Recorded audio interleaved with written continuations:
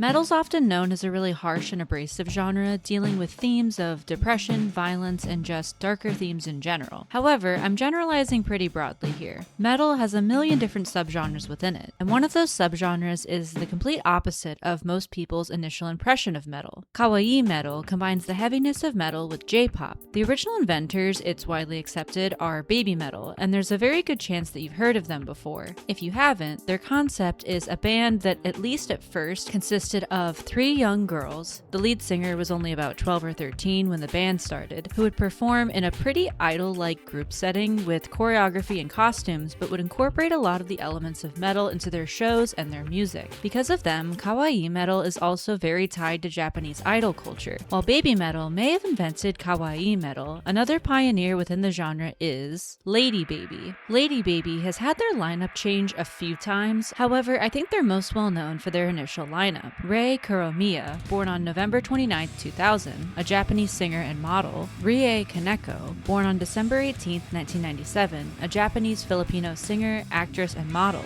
And Ladybeard, or Richard Magari, born on August 3, 1983, originally from Australia, a former stuntman, voice actor, and current singer, obviously, and professional wrestler. So to talk about Richard Magari specifically, he's very well known for being a crossdresser. As far as he said in interviews, he does not identify as transgender and goes by he/him pronouns. He really sees cross-dressing as performance art and does it mostly for attention but in a positive way, not at all in a way to parody or make fun of people who dress because of their gender identity. When he was a teenager, he went to a costume party and decided to wear his sister's school uniform. He said that it brought him a lot of positive attention from people, and he continued to cross-dress at parties. In an interview with Vice, when asked about his concept of gender, he said, "I've been doing it for such a long time, and it's so subverted now, I don't even think about it anymore. I started doing it when I was younger. There was a lot more thought going into gender roles back then. A huge part of it was being an outgoing young guy with a big mouth in Australia. When I was a teenager, I'd go to parties and all the jocks would want to fight me. So I found that cross-dressing was useful in the sense that I could walk into the party in a dress and I would instantly disarm all the jocks within 5 or 10 minutes. Then I could go straight into enjoying the party.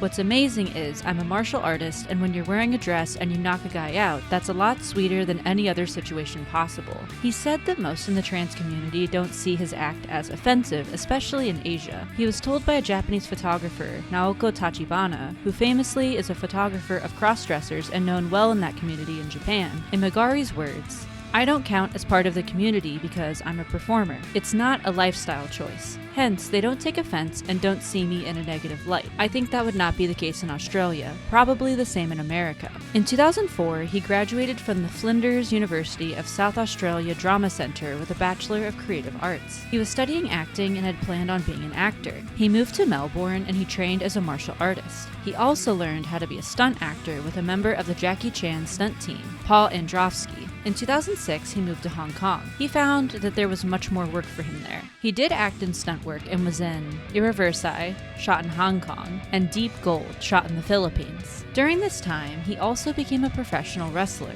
His persona was Ladybeard, or Wuso Lui, a 5-year-old girl who wants to be a pop star. In 2013, he moved to Tokyo, Japan, once work was drying up a bit due to the worldwide financial crisis. On January 1st, 2015, he released a DVD and a bonus CD, Ladybeard Justice Fight Ai to Yuki to Bikini to Hige to, with the single and remixes of the song, Ladybeard Justice Fight. He also was in a stage show where he sung metal covers of J-pop songs in a bikini or a dress, and you can see where this is going. Meanwhile, the CEO of a costume company and record label called Clearstone was getting off of a plane, and he saw a wrestling magazine with Ladybeard on the cover. He immediately called him and told him that he wanted to work with him. Shortly after, the CEO showed him photos of 2 girls, 17-year-old Rie Kaneko and 14-year-old Rei Kuromiya, and said he wanted them to be an idol group since Ladybeard had some experience with metal music. Clearstone would fund the group in exchange for them wearing Clearstone-made costumes. They went on to form Ladybaby that spring. They released their first track, Nippon Manju, which translates to Japanese bun, on July 4th, and a music video to go along with it. The video immediately went viral and got 1 million views in just 2 days. This launched Ladybaby immediately into fame, and they began touring as soon as they could. And here's the thing, the song is obviously kind of meant to be kind of a novelty because it's a really weird idea and it's kind of going off the backs of baby metal but with an even stranger concept. But this song is actually really enjoyable to listen to, and I think a lot of people agree because this video, I checked, has over 40 million views on YouTube right now. Like, I unironically listened to this song. It's really catchy, and I think that's a lot of the reason why this song took off so fast, because not only is the concept like, wow, I've never seen that before, but also the song is really good. I'd like to note that I'm going to be talking about a lot of singles in this video because Ladybaby has pretty much just released singles and compilations, and I know that singles have other songs on them sometimes, but with a few exceptions, I will mostly be talking about the lead single and not the other songs on the singles. Okay, I just thought I would mention that. Ladybaby's backing band, The Chaos, played during live shows. This included Hayato Mitsuhashi on guitar, Wuchi on bass, Youth K from thrash metal band Ion on drums, and Haji Metal from the jazz punk band Midori, which I made a video on that you should go watch, on keyboards. Interestingly,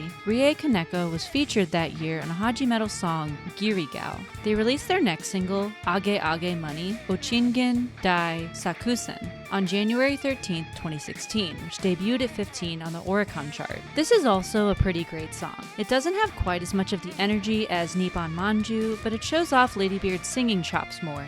In March 2016, Kaneko said in an interview that she did not like being told to be a high school student and she dropped out of high school.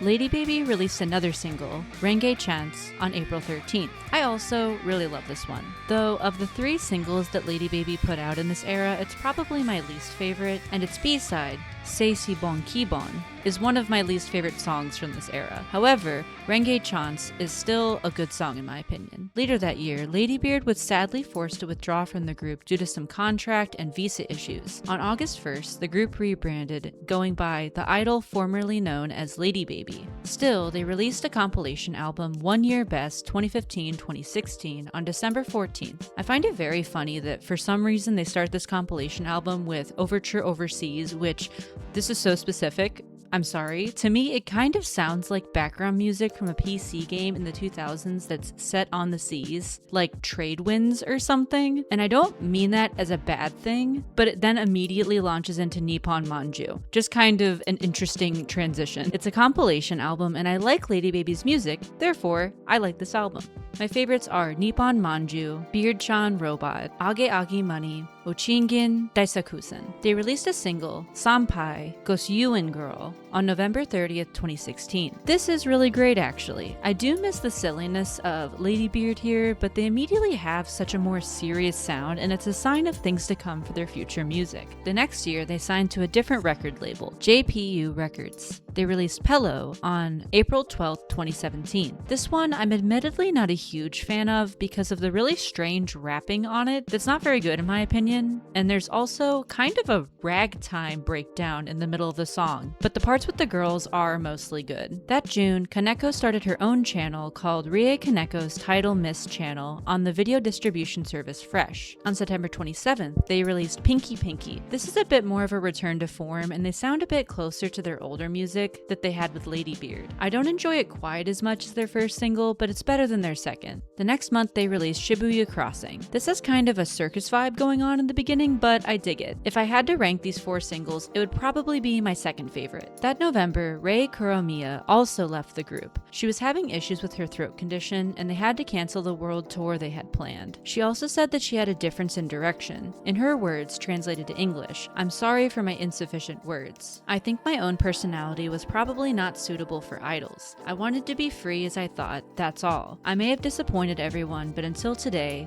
for making Rei Kuromiya an idol, thank you for making me your idol." Rei Kuromiya, I hadn't mentioned, had been in another band called Bratz with her sister, Aya Kuromiya, formed in 2011. That band had suspended their activities in 2016, but they reformed in 2017 after she left Ladybaby, and they're still performing today. As for Ladybeard, earlier in 2017, he announced that he had formed a new band with actress, bodybuilder, and fellow singer and professional wrestler, Reika Saiki, Deadlift Lolita. This band also includes Isao Fujita as a guitarist. guitarist, who was also previously a guitarist for Baby Metal. The idol, formerly known as Ladybaby, released Beside You on March 7th of 2018, a compilation album of their songs from the last few years. Once again, as a compilation album, I enjoy this. I don't think all of the songs as a whole are quite as strong as on their first compilation album, but I still like it. My favorites are Sampai, Gosyuing Girl, and Lady Baby Blue, which is not really a metal song, but it's a good indie-sounding J-rock song. In February of 2018, with Rie Kaneko being the only original member, they announced an all-new lineup. Rie Kaneko would be a vocalist and also did choreography and art direction. Nana Ikeda would be an additional vocalist, would rap, and would do costume design. Emily Arima would be an additional vocalist and would also be an unclean vocalist, or someone who screams in a metal way, and would write lyrics. And Fuka Karasawa would be another additional vocalist. They also returned to the simple name of just Ladybaby. They released a single, Hoshi no Nai Sora, on May 30th, and I really like this song. I think it has a lot of good energy to it, and Arima's screams are pretty great. It's even more of a departure from the cute aspects of their earlier music, but I think it still works well since the members are a bit older now. That October, they released Dame Dame Tono. This does have some of the cute aspects back with the cheering, and it shows off that the girls work together really well. They released 2 more singles this year, Riot Anthem in March and Haten ni Raime in May. Riot Anthem is probably my favorite song out of this era of Ladybaby. It has this kind of dramatic element to it that I really like, and I think it's done really well. Haten ni Raime is another one of their most well-known songs, and I think that's for a good reason. It feels very different from what they were making before, but it's very listenable and fun, and it's really catchy. After their Tomei Meshi Tour 2019, they released a DVD, Tomei Meshi Tour 2019 Final in Shibuya Club Quattro. That October, Ladybaby announced that they would be suspending all activities on January 13th, 2020, after their final show at Liquid Room in Tokyo. They would be releasing another compilation album, Rebranding, that same day. While this era of Ladybaby was more mature than their previous sound, I think they just struggled a little bit with nailing a super consistent sound. Don't get me wrong, I still enjoyed a lot of the songs, but I think it has a bit less of an identity than their previous eras. My favorites from this compilation are Hoshino Nai Sora, Starless Sky, Bite Me, and Riot Anthem. Even though Ladybaby had mostly dissipated, the members were doing their own things. From June 2019 until March 2020, the Black Summer in Australia occurred. This was the 2019-2020 Australian bushfire season, and it was one of the worst fire seasons in Australia. As you know, something else also happened in March 2020. In July of 2020, Ladybeard was on the single Limit Break X Survivor, Dragon Ball Super collaborative cover, with a bunch of other artists, and all proceeds from streams for this song were donated to Action Against Hunger, supporting victims of the Australian bushfires and victims of COVID-19. Ladybeard has formed a new group called Babybeard with 2 singers again, Suzu and Kotomi. Kotomi has since left, and their lineup has also changed a couple of times, having also included from 2023 to 2025 Mari, but it's currently Ladybeard, Suzu, and 2 trainees, with one that seems to perform more often, Mizuki, and Mina. They released Nippon Kara Konnichiwa and Pianizer on April 28th of 2021. These songs were written by the writers for Nippon Manju, Takashi Asano and Natsumi Tadano.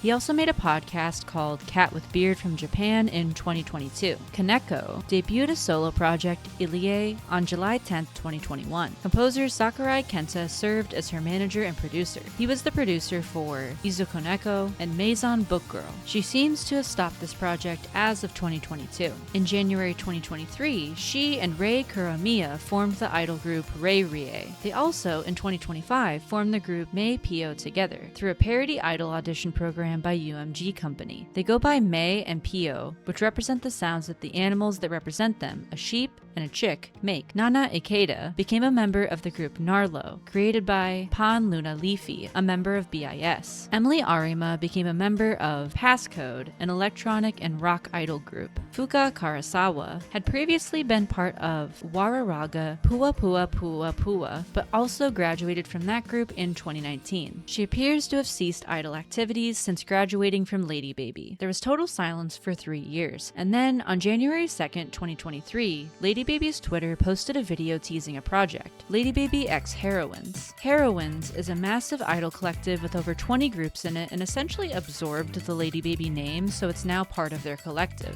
Ladybaby would also be gaining all completely new members. On November 28th, the new members were announced. Sakura Tsubaki on vocals and screams, a former member of Empathy and Nue, Rem Serizawa, real name Rem Kobato, on vocals, a former support member for Hate and Tears and a former member of Chick Flick, Mia Conray, on vocals, a former support member for Yakuse Amuse, and a former member of Season 2, Seina Kurosaki on vocals, a former member of the Coin Lockers, and A Sukimachi on vocals. I couldn't find any previous groups that she'd been in. They debuted on December 1st, 2023 at Heroin Fest. In 2024, they put out the singles Dharma Karma, Japa Summer, and put out an EP, Gacha Nippon, which covers a lot of the older songs from previous eras with these new members. And this era of Ladybaby has a completely different sound from the previous ones. It's much more poppy, and while there are still many elements of metal, like heavy guitar work and guttural screams, it overall sounds like J-pop music in my opinion. Not to mention, with entirely new members and new management, it's kind of a Ship of Theseus kind of situation. However, I still like it. I think that even though it feels very different from the original concept, it's still worth listening to. Of these songs, I think my favorite is Gacha Nippon, and then I would rank Dharma Karma, and then Japa Summer. Tsubaki and Serizawa both graduated in 2024, and the remaining members are still with Ladybaby today. Ochi Kino joined on vocals and screams, and was a former member of Mistress and Cho Dempa Busters. In 2025, they put out a single, April Fish, Truth to Baby Fish, featuring DJ Bucho and Mellow Mellow Mellowy. I'm gonna be honest, I'm not a huge fan of April Fish. It has some interesting elements to it, like a lot more hardcore electronic stuff to it with the drums and synths, but it's not especially enjoyable to listen to for me. Mellow Mellow Mellowick is much better in my opinion. It's full of energy, and this cover art for it I think actually perfectly encapsulates how it feels to listen to it. In 2026, they released the singles Realize, Realize, Realize, Hana Ichimonme, and just this past June they released Killer Killer Idol. Realize, Realize, Realize is probably the best song that they've put out this era. It has a lot more atmosphere to it than some of their other songs. Hana Ichimonme, which I don't think is quite as good as the previous song, is actually probably my favorite from this era, if for no other reason than it's really catchy and I catch myself humming it a lot. Killer Killer Idol, their newest song, is much more metal sounding. I still would definitely classify it still as being a pop song, but it's a bit of a return to their heavier song roots. I'm really curious to see where they go from here, since their sound has been kind of all over the place this era. If I had to rank the eras, I would say the first era with Ladybeard was the best, the new Ladybaby with Rie Kaneko and a new lineup, the idol formerly known as Ladybaby, and the Heroines Ladybaby as the worst. Not to say that I think it's necessarily bad, it's just different and it's my personal least favorite. The thing I'll say about the new Ladybaby is that I really like their aesthetic, and I think it's cool in kind of a fun campy way. Even though Ladybaby has entirely changed from their original concept over 10 years ago, I do think they're still going strong. This newest era is more mature sounding in a lot of ways, which does make sense since the members are all in their 20s. But if anything, I think it fits better with the current times and the way that people listen to idols nowadays. Novelty acts aren't nearly as popular, at least in my opinion, because of oversaturation of like crazy things happening online all the time, and it's becoming harder to shock and surprise people. The nature of virality has changed so much, and it's much more now about how idols make music and interact with fans. I'm interested to see what else the new Ladybaby puts out. And that's it. I've had this band on my list for a while now because I think alt idols are extremely interesting and I didn't know a ton about them. I got this suggestion literally 4 months ago, and I recently listened to them again, unrelated to anything on this channel, and I was like, I think they would just be really interesting to cover. As always, let me know what your favorite Ladybaby songs are, and let me know in the comments if there are any bands or artists that you'd like me to maybe eventually cover. Alright, well, I'll see you in the next video.